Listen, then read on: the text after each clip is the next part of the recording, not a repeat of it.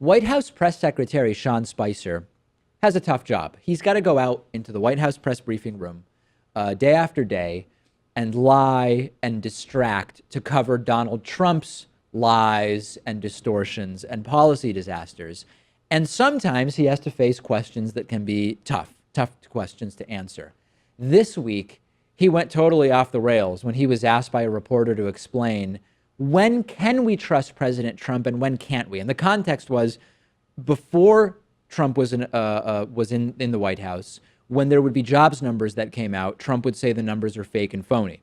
After Trump is in the White House, those are great numbers, fantastic numbers, the best numbers.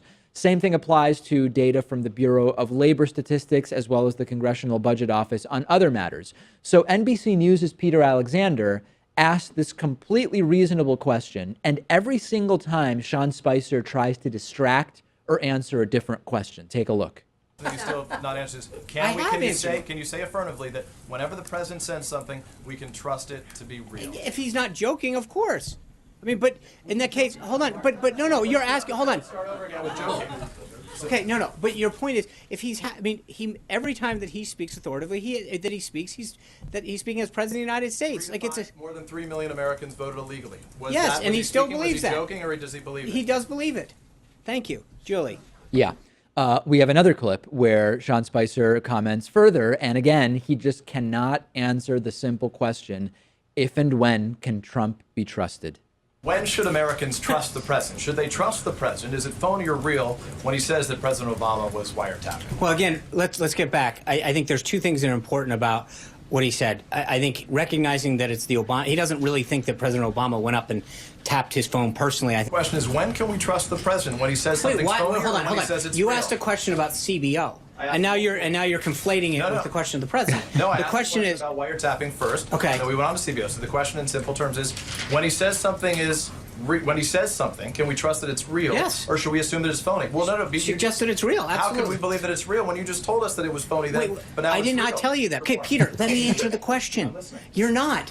Let me answer it. The bottom line is the percentage of people who are unemployed varies widely by who you're asking and the way you do the analysis of who's actually in the workforce. Just yes or no, are CBO numbers legitimate or not?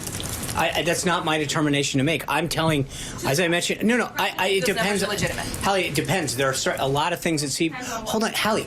You guys have like an NBC thing. Let me answer the question. I think when you look at whatever that number is, whether it's budget projections or whatever, I think there's a track record that goes along a lot of times with whether or not the projections in certain areas, whether it's unemployment, budgetary numbers, what the track record is. So none of these are answers to the question. And the answer to this totally reasonable question is that you can almost never trust Trump. If you think, Pat, about all the different issues that Donald Trump has commented on from the time that his campaign began through today, is there one general area where Trump has always been upfront, honest, and accurate rather than deceptive? I can't think, not with jobs, not with foreign policy. I can't think of a single area where we can say, hey, listen, in this area, on this topic, you can trust Trump. Especially because if something goes wrong for him, he can just backtrack and say that he was joking all along, even though there may have been no indication of that. So, for example, when he invited Russia to search for Hillary Clinton's missing 30,000 emails, it was a joke. He later walked that back as a joke. Clearly wasn't at the time. Let me point out something else that Sean Spicer does. Did you notice when he was asked whether it was either the CBO or the BLS that I think it's Hallie Jackson from NBC said there, can the CBO numbers be trusted? He said that's not his call to make. Spicer does this brilliant thing of sort of turning a switch on or off for whether he is or isn't a proxy for the president, depending on the question. He's the press secretary. His job is to speak for the president and communicate what the president believes. The question about whether the CBO numbers are fake or real should be interpreted as, is it the position of this administration that the CBO numbers are fake or real? Spicer says it's not my call to make whether the numbers can be trusted, which is a way to avoid answering the question by claiming he doesn't speak for the president.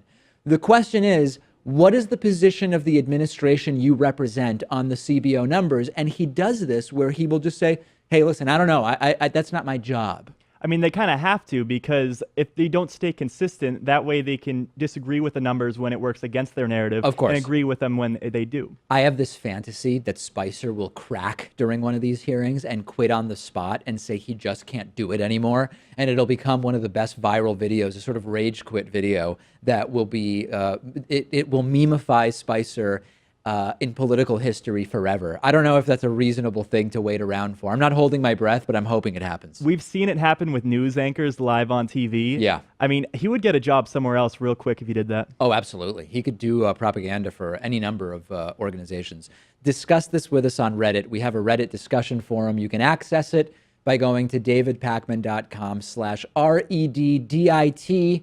We'll be back after this. Gamefly is sort of like Netflix for video games. They have over 8,000 new and classic games for Xbox One, Xbox 360, PS4, PS3, Wii, and a bunch of other platforms. And you can play as many games as you want for one monthly fee.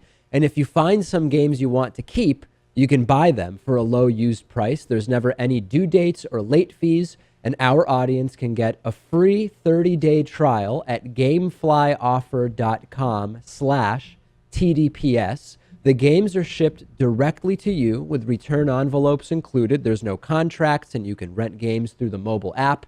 Get the free 30-day trial for the David Pakman Show audience and support our show by going to gameflyoffer.com/TDPS.